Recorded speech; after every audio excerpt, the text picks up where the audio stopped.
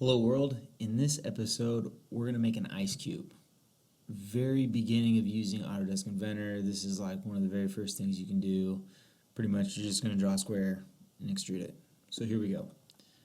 Start by creating a new part, clicking up here at new, and then we're going to do everything in inches. So click on that English part and make sure we're standard IN, so standard inches, and hit create. Let's go up here to the top left and hit start 2D sketch.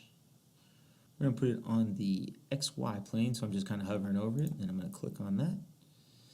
And we're going to hit rectangle. So click on that. If you don't have rectangle, hit the down arrow and then you can find rectangle. There's a couple different ones. We're just going to start with the 2 points.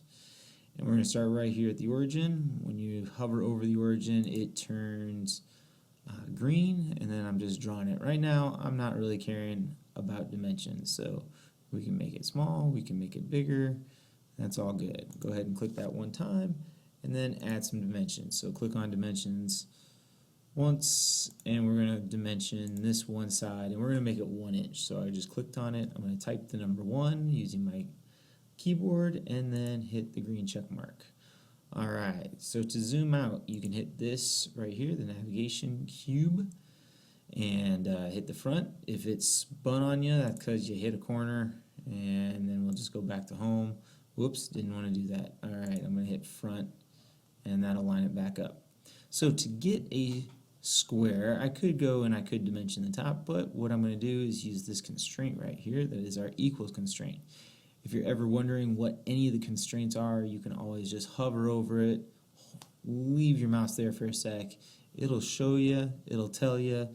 Some of these even have some videos that go along with them. So here we go, equals. I want this side to equal this top side, and you can see it is constrained. You can tell this by 2 different ways. One is that it is all purple, and the other way is right under here on the bottom right. I think my picture is right there.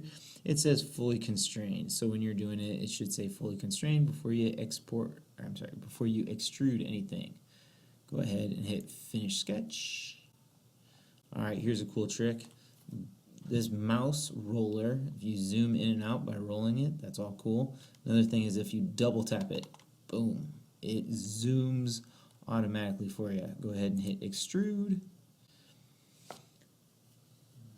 My computer's a little laggy, but that's okay. If it didn't extrude for you automatically, you might have to click that rectangle that you just made.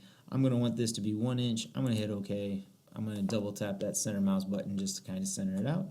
And we said we're going to make an ice cube. So go up here. This is materials. I'm going to hit this down. And I'm going to scroll all the way down to the bottom. I'm going to find water. And I've got an ice cube. Just that easy. Alright. So file.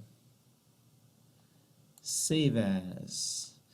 And you're going to save this into your folder. If you're in my class, we need to save to our Google Drive, and this is going to be our start folder. So I'm going to call this Ice Cube, not the wrapper, and then of course you're going to end all of your projects and assignments and parts and everything as your first initial and your last name. So that's why mine is Ice Cube S Ponder. Hit save.